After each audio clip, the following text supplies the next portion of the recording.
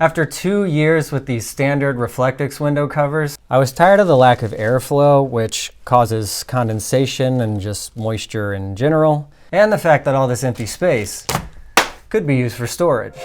So I solved all those problems in a way that's stealthy and ventilates even in the rain, starting by applying one of these rain guards to the CRV. Even with that guard, the window could only roll down about an inch before opening this crack, which clearly makes it not rainproof. So I could only roll the window down about this much. And with that in mind, I moved on to making a prototype by tracing the window and transferring those dimensions onto some cardboard. Since that crack was so small, I was going to try to use a computer fan to draw more air in. But as you can see, light passes right through it, which obviously isn't stealth.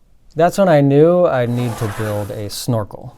To build this snorkel, I transferred the cardboard template onto this ABS plastic, cut it out, then cut this channel down the center, which is the first part of the snorkel. The second part of the snorkel is a strip of the ABS. I marked a circle on that strip at the base of the channel, then cut it out to form a hole for a fan. I lightly sanded the smooth side so adhesive would stick to it in a later step. And here I used a heat gun to turn up the bottom edge. I'll show you why I did that here in a second. I applied this black caulk to the strip, aligned the hole on the strip with the bottom of the channel on the main piece. Then I used these tiny screws, which I managed to find a use for on half my projects, to really stick it to the main piece. Together, these two pieces form the tube of the snorkel. All right, next I needed to bung this little hole with a stealth fan. So I ripped this old MacBook apart and harvested these blower fans.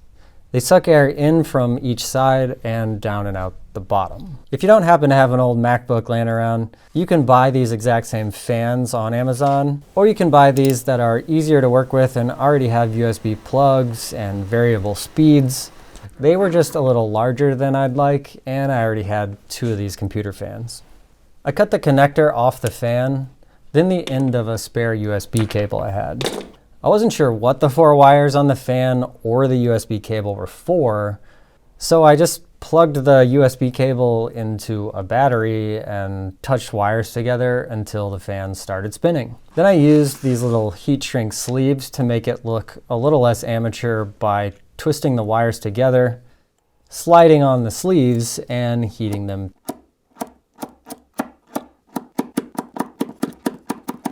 Heating them to shrink. I really wasn't sure if this was going to work, but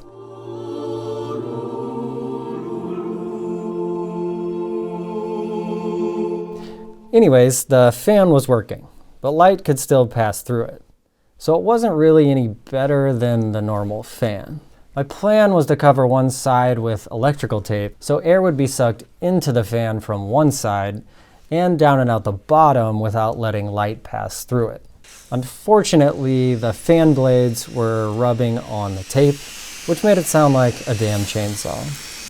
I had a plan to fix that, so I went ahead and glued and screwed the fan to the snorkel with a little caulk and some tiny screws.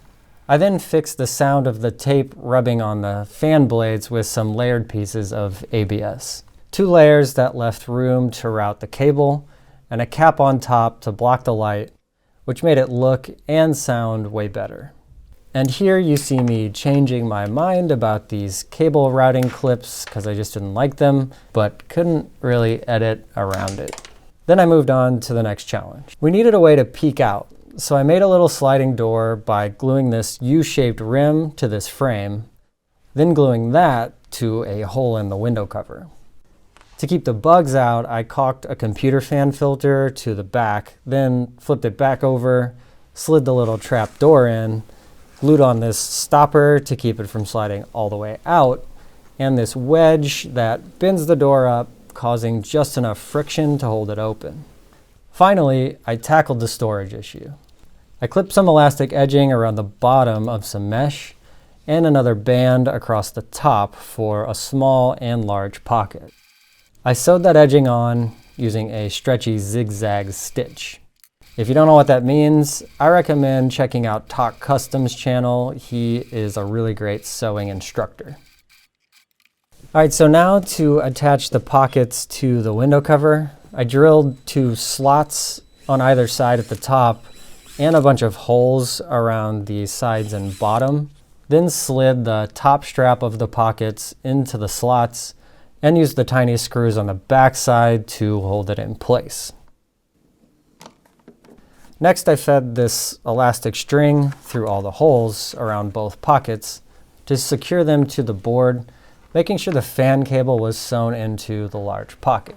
Once that elastic cord was wrapped all the way around the sides and bottom edge of the pockets, I tied them off in the back and used more caulk to prevent light leaks from the holes.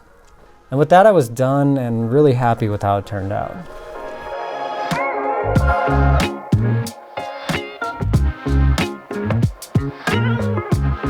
The fan draws air into the Snorkel through the slightly cracked window under the rain guard. The air travels down the tube, then exits the bottom of the fan on the inside. It's then directed into the car with this turned up plastic. The USB plug is built into the window pocket to easily store the battery and other large items. Plus, we have this baby pocket for storing smaller items. And last but not least, we get to peek out at the beautiful scenery whenever we want. If you watched this video and thought it was cool but too complicated for you to make, I promise you can make it. You just have to get started and not be afraid to mess up and look stupid along the way.